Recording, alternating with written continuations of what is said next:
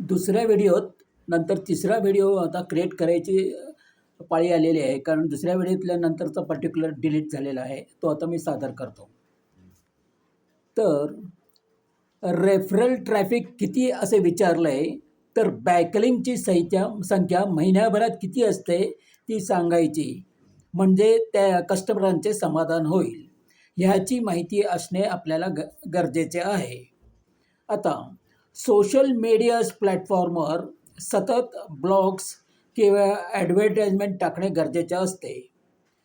ह्या ब्लॉग्सचे social media optimisation, search engine optimisation करणे, त्याकरता वेळ तरी द्यावयाचा असतो किंवा पैसे खर्च करून दुसऱ्याकडून ते ॲडव्हर्टाइजमेंट तयार करून घ्यायच्या असतात किंवा ॲडव्हर्टाइजमेंट रन करून घ्यायच्या असतात. म्हणजे स्वतः काम केल्यास सोशल मीडियावर फ्री ॲडव्हर्टाइजमेंट तयार करता येते, अथवा पैसे खर्च करण्याची कॅपॅसिटी असल्यास एक्सपर्ट लोकांकडून ते काम करून घेऊन आपला बिझनेस वाढवण्यास मदत होते. सोशल मीडियावरील आपली जाहिरात ही फीडमध्ये असते, म्हणजे FEED फीडमध्ये असते व आणि प्रिंट मीडियामधील जी जाहिरात असतात त्या स्थिर असतात. त्याकरता सोशल मीडियावरील ॲडव्हर्टाइजमेंट दररोज ह्या रिपीट करणे आवश्यक असते.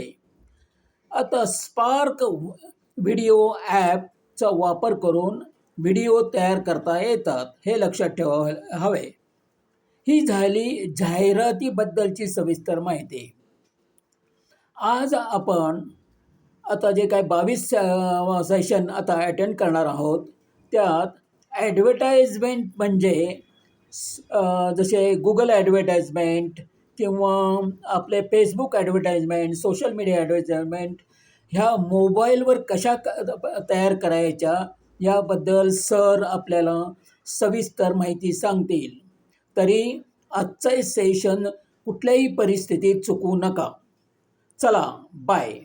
असेच कायम शिकत राहा, इम्प्लिमेंट करत राहा व पैसे कमवत राहा. तोपर्यंत आपली रजा घेऊया. धन्यवाद.